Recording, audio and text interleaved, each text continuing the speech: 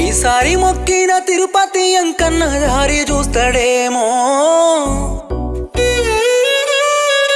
దయగల్ల దేవుడు ముల్లోకనాథుడు కంట చూస్తాడేమో. ఈసారి మొక్కిన తిరుపతి అంకన్న దారి చూస్తాడేమో. దయగల్ల దేవుడు ముల్లోకనాథుడు కంట చూస్తాడేమో. తీరునే పిల్ల మన బాధలు తెచ్చుకుందామే ఆ రోజులు.